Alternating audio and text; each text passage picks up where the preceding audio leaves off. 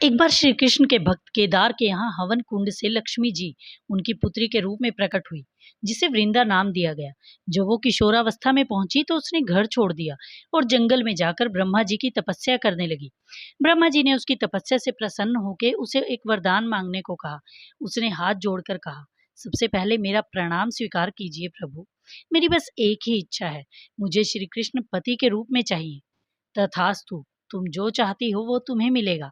मगर पता नहीं क्यों ब्रह्मा जी के मन में क्या आया कि उन्होंने वृंदा की पवित्रता की जांच करने का निर्णय लिया।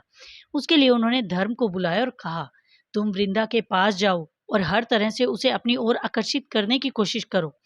धर्म ने वैसा ही किया। पहले वो कुछ समय तक वृंदा का पीछा करता रहा। जहां भी वृंदा जाती तो वो वहीं पहुंच जाता और उसे दूर से निहारता रहता।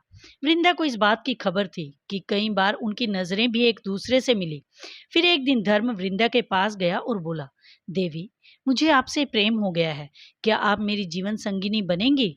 वृंदा ने कहा, क्षमा कीजिए देव, मैं किसी और को अपना पति मान चुकी हूँ। इस पर धर्म ने कहा, अभी आपका विवाह नहीं हुआ है, आप एक रात के लिए ही मेरा प्रेम स्वीकार कर लीजिए। एक रात के लिए ही सही, मैं आपको पाना चाहता हूँ। यह सुनकर वृंदा क्रोध से भर गई और उसने धर्म को श्राप देते हुए कहा, समय के साथ हर नए युग में तुम्हारा अस्तित्व समाप्त होता रहेगा।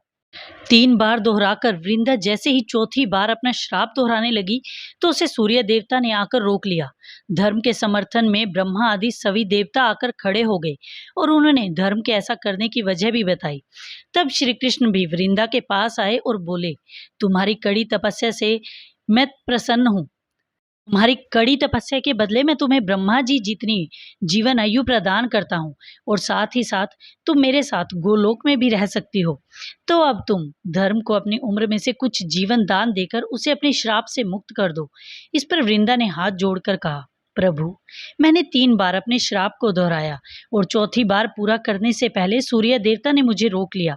इसलिए 3 युग में 1/4 समय के लिए धर्म का अस्तित्व नहीं होगा और चौथे युग में धर्म रहेगा तो मगर नाम मात्र का।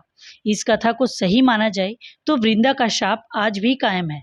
कलयुग में धर्म तो है मगर सिर्फ नाम का। तो इस तरह वृंदा के श्राप की वजह से ही कलयुग में धर्म का अस्तित्व धीरे धीरे ही सही लेकिन खत्म होता जा रहा है। आई होप ये वीडियो आपको पसंद आया होगा, तो प्लीज़ वीडियो को लाइक करें। Thank you.